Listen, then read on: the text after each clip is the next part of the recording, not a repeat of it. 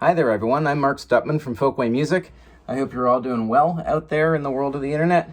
I'm here today to show you in person the two left-handed vintage Gibsons that we recently featured on our website.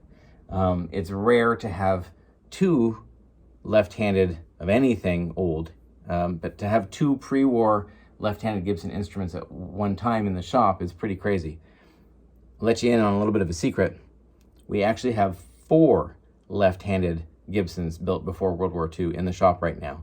2 of them are sort of my own little personal funny collection, and then the 2 that we put on our website recently that sold instantly. But that means we have 4, and they're all here at the same time, and that's pretty crazy because when in the world are you going to find 4 vintage pre-war left-handed vintage Gibsons in the same place at the same time?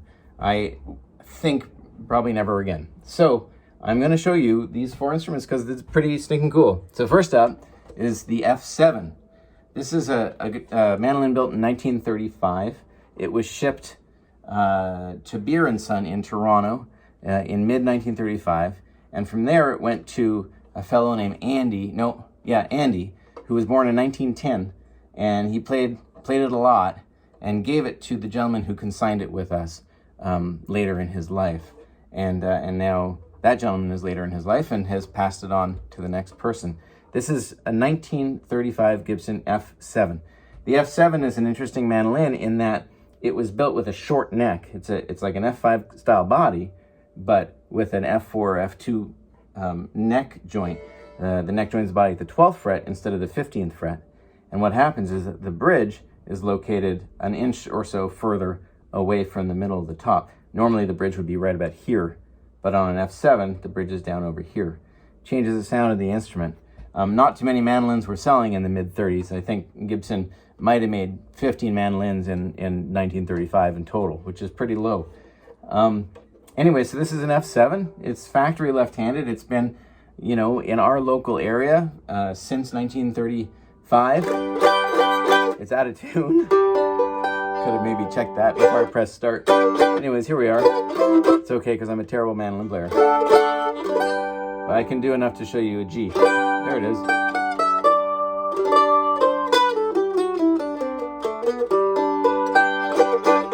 Neat thing. So that's the F7, 1935. Pretty crazy. It came with its original hard shell case too. It was an oblong case. So it sort of opens backwards as the Lefty case would. You kind of almost want to set it upside down until you realize it's Lefty and you have to set it this way, and the case opens up this way. Very strange. Anyways, there it is. So next up, which also came in within a week of that F7, is this L Double O. So this L Double O was also built in 1935.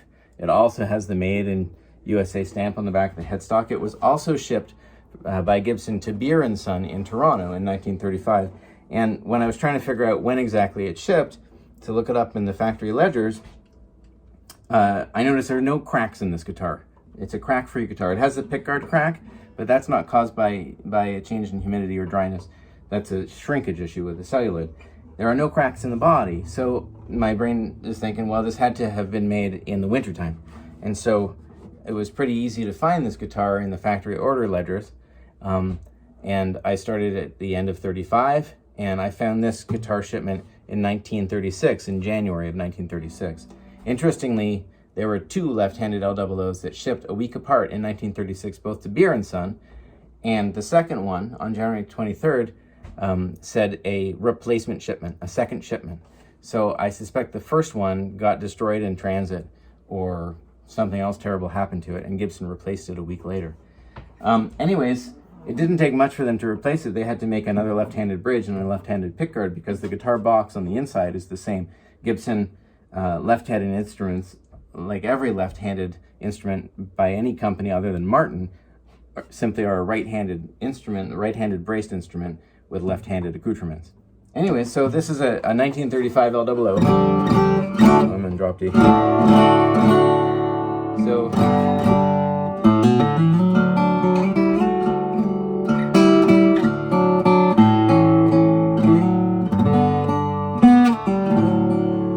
pretty sounding thing. It's really forward and punchy and loud.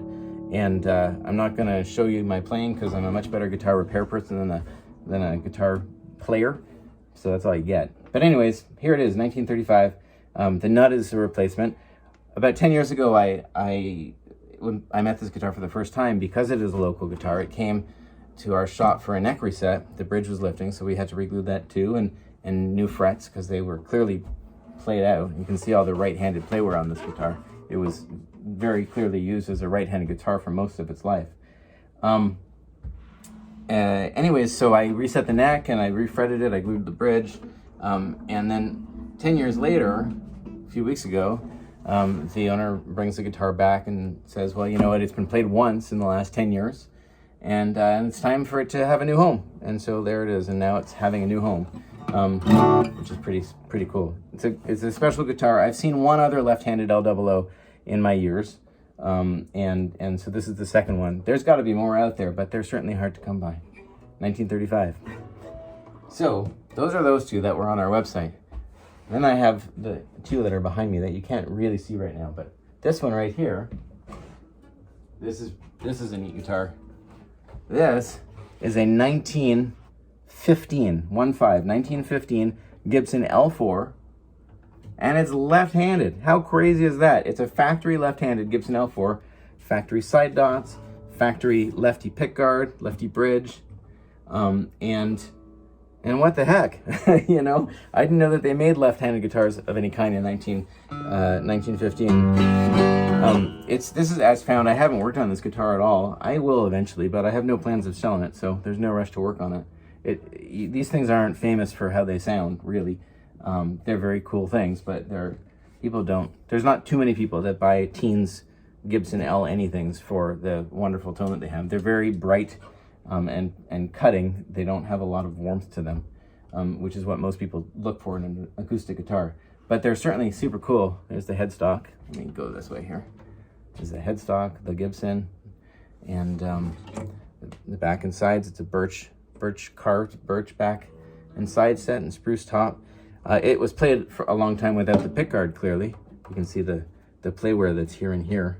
It goes underneath the pickguard. But miraculously, the pickguard survives, and here it is, the original left-handed pickguard. I never thought I'd see something this old, factory left-handed. That still works, despite still needing a setup and some fretwork, etc. But there it is, pretty neat thing. These things have these celluloid hangers on the bridge, and celluloid pins that tend to disintegrate like lots of celluloid things do. This one somehow or another has survived. And it has the original case with the original owner's name on the case, whose name was also Mark, which I thought was really cool. So there's that. The last lefty that we have is here in this case. Tweed racing stripe kind of case going on here. Means later 30s. And this wacky, strange thing. 1936 Gibson electric plectrum banjo. It's called an EBP150. So the 150 meant $150, like the ES 150, the one that Charlie Christian made famous, that we call it a Gibson Charlie Christian.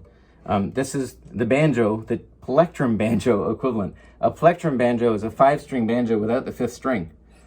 So it's basically tuned to open G. And so if you're a guitar player, it's very easy to play it. And this one I have Chicago tuned, which means it's tuned like a guitar. Top 4 strings of a guitar, so you can just play guitar chords on it. It has this crazy little whammy bar thing going on here. A prototype vibrola sort of system. There are the volume and tone knobs. They're original. They're different from each other. The output jack is right here. And in the case, there's even the original patch cord is there. So crazy. There's some original strings with it too, and the tuners. So it's a really neat instrument, and very original armrest. Very clearly not something that a right-handed person might choose to pick up and use, because it's very clearly left-handed, and it's in amazing condition. It sounds great. Sounds really great rocking through a loud tube amp. It's a lot of fun, and definitely a confusing thing to see somebody play, you know, with like delay and overdrive and fun effects going on. But I'm happy to have this. I think there's not too many people in the world who would have bought this, to be honest with you, because who on earth plays plectrum banjo and wants to spend too much money on a weird left-handed one?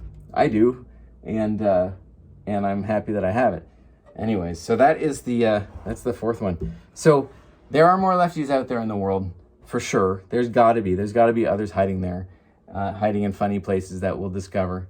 But to have all these four in one place at one time, I get a really big kick out of it, and I hope that some of you do too. Yeah, I'm sorry that more lefties aren't local, that you can come and try all these weird and wonderful instruments out. But hopefully you'll get a chance to play something cool in your neck of the woods too. Anyways, thanks for watching. We'll see you next time around. Take care.